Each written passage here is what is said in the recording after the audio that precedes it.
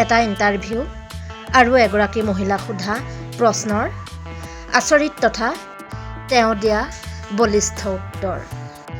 এটা টিভি চেনেলত এগৰাকী বিবাহিত মধ্যবয়সীয়া মহিলাক সাক্ষাৎকাৰৰ বাবে নিমন্ত্ৰণ জনোৱা হৈছিল। তেখেতক প্ৰশ্ন কৰা হ'ল, আপোনাৰ কি জাত? ব্ৰাহ্মণ, ক্ষত্ৰিয়, বৈশ্য নে নিজ জাতিৰ? মহিলাগৰাকীয়ে প্ৰত্যুত্তৰত জনাব বিচাৰিলে। ইয়াৰ উত্তৰটো এগৰাকী মাতৃৰ দৃষ্টিভংগীৰে কম নে এগৰাকী মহিলা হিচাপে জনাম? উত্তৰ আহিল, দুয়োটা দিশতে জনাওঁ। শান্ত অথচ বলিষ্ঠভাৱে মহিলাগৰাকীয়ে উত্তৰ দিলে। যেতিয়া কোনো এগৰাকী নাৰী মা হয় তেতিয়া তেওঁ জাতিহাৰা হৈ যায়। তেওঁক পুনৰ প্ৰশ্ন কৰা হ'ল, কি ভাবে?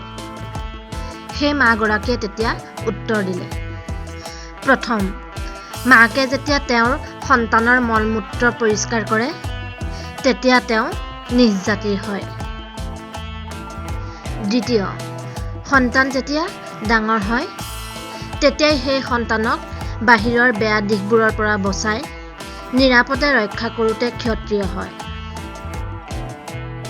তৃতীয়তে, যেতিয়া তেওঁ সন্তানক জীৱনৰ মূল্যবোধ, শুভ বুদ্ধি, শুদ্ধ স্বভাৱৰ শিক্ষা দিয়ে তেতিয়া তেওঁ হয় ব্ৰাহ্মণ। চতুৰ্থতে, যেতিয়া সন্তান ডাঙৰ হৈ অৰ্থ উপাৰ্জন কৰিবলৈ শিকে তেতিয়া তাক অৰ্থৰ মূল্যবোধ, অৰ্থৰ ব্যৱহাৰ, সঞ্চয় আৰু সঠিক কামত ব্যৱহাৰৰ পৰামৰ্শ দিয়ে তেতিয়া মা হৈ পৰে বৈশ্য। এইদৰে এগৰাকী মাতৃ হৈ উঠে বিশ্বজনীন সকলো ধৰ্ম আৰু জাতৰ গৰাকী।